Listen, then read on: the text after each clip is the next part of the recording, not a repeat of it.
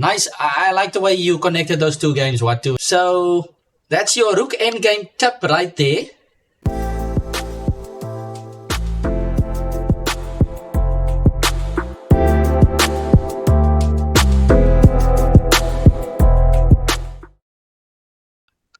Chess, nonsense, and analysis. Yes, Watu, here we are again. What are we looking at today?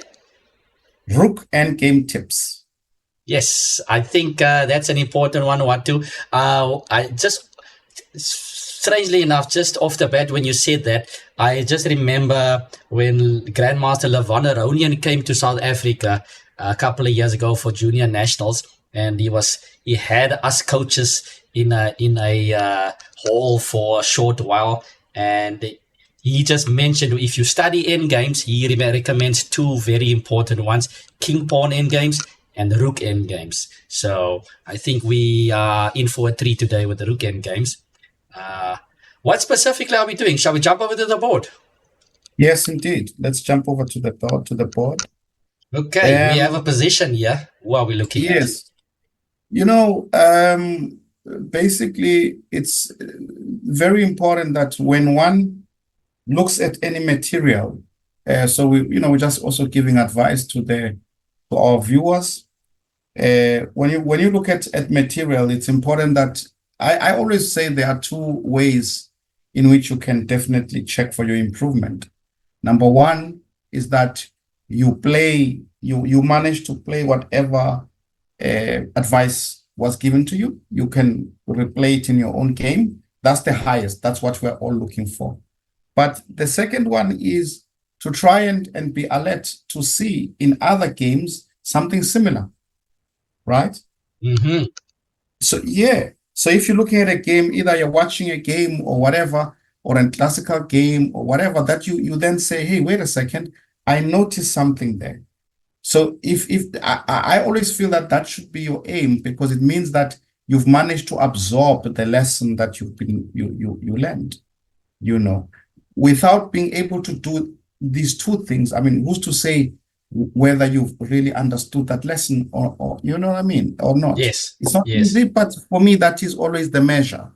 So what we're going to do, let's have a look at a game that Michael Marin actually explained so beautifully in his book, Learn from the Legends. And then we look at a game that then one sees that influence that he was talking about. So we'll start with in this game. Okay, nice one, Watu. And just I'm itching. I just have to mention, talking about Learn from the Legends, I see the two names, legendary names. Player with the white pieces, Akiba Rubenstein. And I mean, he's well known for his, in general, there's lots of nice games, but also for his Rook Endgame. So perfect guy to look at here. And the player with the black pieces, none other than Aaron Nimzovich, another famous name in the chess world. So definitely legends we're looking at here. I see Akiba as a pawn up in the Rook Endgame. Yes. So this is always the position that in many cases you will get after a long battle, because the rooks normally are far away. They are always the last to be exchanged. So you are a pawn up and you are trying to win this, but how do you do it?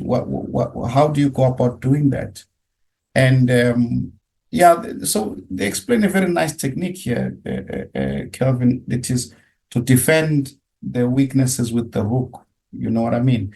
Because white has got a4, a weakness being pawns that cannot be protected easily, maybe a4, f2, and maybe we could talk about h4. h4 as well, right? So these are the pawns that are very important, and you need, because maybe white would love to break to attack on the king side and then break through with the king to attack on the queen side. So he plays a rook f4. Very nice move. Now look at that. The rook defends all these pawns. Perfect placement for the rook. It's ideal. Okay. Brilliant. And at the same time, he puts pressure on the pawn on f7. Nice. So Nimzovich waits a little bit, and then he plays h5. And what do you think about h5 here, Kelvin?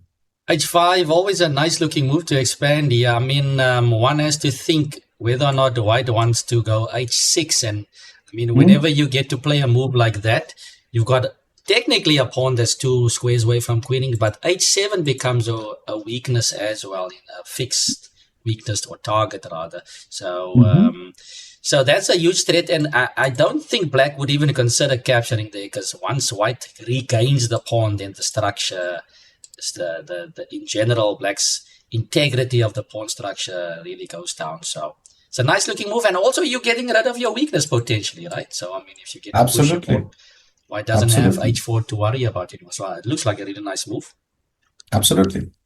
Nimzowitsch is forced to find a very good move. It does, okay, one, because now, unfortunately, you cannot really play this move that you wanted to play, that you thought b1 about check, having, right? because then, yeah, unfortunately, Ah, you cannot escape the checks mm, because your pawn on g5 would otherwise be hanging. Yeah.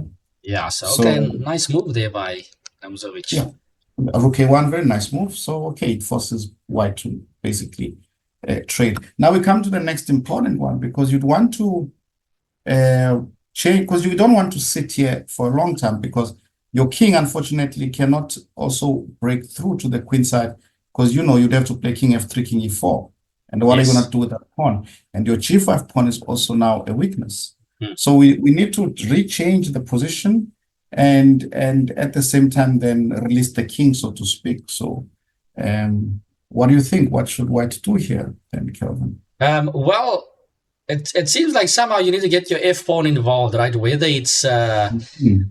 getting f. I was looking at getting the pawn on f4, but even Right. just getting the king over first, or somehow the rook Yeah. needs to move, and then you get your king around. And ideally, if you have f4 or something like that, Mhm. that is what I have in mind. So it seems like you're gonna Yeah. have to re post your rook somewhere in order Yeah. to get that going. So what does white Very do good. here? So yeah, it's a very good move. And Rook the thing e4. after rook e4, you also cut the king. No? You also cut the black king, Yes, very and nice. you can break through. Yeah. So yeah, it starts first with f3. Eventually, he wants to play f4, and first he tests him again. Marin writes about this that in an endgame you have to test your opponent, because Yes. the opponent gets tired, time trouble, and everything, fatigue. So yeah, he has to find sort of only moves to stop the king advance, because he played rook c5 check. So Yes. then, okay, it goes back and finally plays that f4 Ah, anyway. okay. Yeah. Yeah. Right. So now the king comes over, and if black does nothing, the king will shuffle all the way to b2, then move up. So he decides that he wants to play f6 to get his king into the game. But yeah, of course, this creates the possibility of the king breaking into g5, Fine. Now. later on. So that's why he decides that he's going to sort of change direction, plays e4. And here we see that importance of the g5 square. For example, had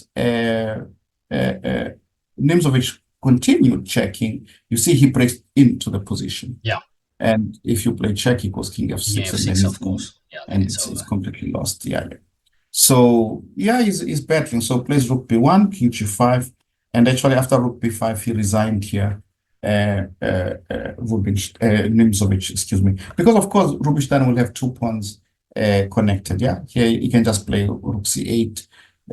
Let's say here, for example, rook f8, and then grab the pawn, and the Six two pawns drops. Yeah. they go on their own. Yeah, the 2 pawns are winning there. Nice.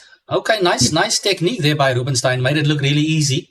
yeah, Um, very nice. I must say, Watu, especially when you see when one goes through these technical or see how Rubenstein or the top players won it, it seems so easy. But when you get onto the board yourself, if you didn't get that exposure or see the example like we did now, Not so easy. it can get frustrating if you are not clicking immediately, and then all of a sudden Yeah, it's complicated. So very nice, absolutely. simple but powerful example, I feel. So Yes, nice. yes. Simple but powerful. Now, let's have a look at a modern game. We'll look at a game that was played between Topalov, and he plays here against Elianov. So, super grandmaster from Ukraine. And yeah, so here we are. And again, here black is a pawn up, but a number of things to sort out. Again, we have possible weaknesses, Kelvin on b7 and Yes. g5, Uh-huh. right? So how to win this position? Maybe our maybe the Viewers. one can pause the video here, no? Yeah. And think how they would win this position. What would you do to... Right? Where should you place your rook? Yes. Yeah. So And if you've unpaused by now, then hopefully you found something interesting. Where I mean, sure. I don't know. Of course, this is maybe dreaming a bit too vividly here, but maybe if the rook would end up on g7, that would probably be an ideal one. Don't think we're gonna get there, right? Protecting Nope, both at we're the not. same time. Don't have time for that. So how else can we do it? Well, it looks like we have to change the structure. One of the pawns would have to move then, maybe. So, yeah, maybe get the rook to b4 and the pawn to g4. The pawn needs to go forward, right? Yes, the g pawn must move forward, and the rook can defend both pawns at the same time. Right? Okay. So we need to move the rook first. So he goes. So rook b4 was a suggestion, right? But he actually plays rook f4. He played rook f4. So rook b4 is also a possible move, but he plays rook f4 first, and then after rook g6, he pushes the pawn to g4, and finally moves the rook to perfect placement for the rook, right? Defending both weaknesses. Nice. Exactly. And that now releases the king, right? Exactly. If one thinks about the Rubinstein-Nimzowitsch game, the king is now released. The king is now ready to move to f8. Okay, let's just illustrate this by doing. Yes. Let's do absolutely nothing for white. Let's say white plays something like this, right? Then we black will come closer, and black will come closer. And if you go this way, black will obviously move up with the king. But if you decide to stay on the 7th rank, then the pawn can move forward, and the rook will then move to g4 and push the pawn. Nice. Yeah. So white cannot really remain passive. He needs to do something, right? He has to do something, and but okay, he tries, this way. But I think it's already just simply too late, because the pawn on c5 is going, and black has got a pass pawn. So yeah, this is just simply 2 pawns up, and white resigned in this position. Oh, nice. A nice one there. Good endgame by Elyanov, and the same principle being applied both sides. And I don't know how many years in between, but yeah, nice. I like the way you connected those two games, Watu, and yeah, you can see that the old champions are quite similar to the new ones, right? The game is timeless. So absolutely. Okay, so that's your Rook Endgame tip right there. Thanks for showing us that one. What to use your rook to the maximum and defend your weaknesses while at the same time releasing your king. Absolutely. Is that enough technical, instructive nonsense for today, Watu?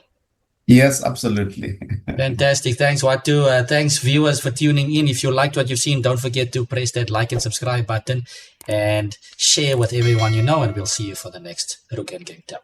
Cheers.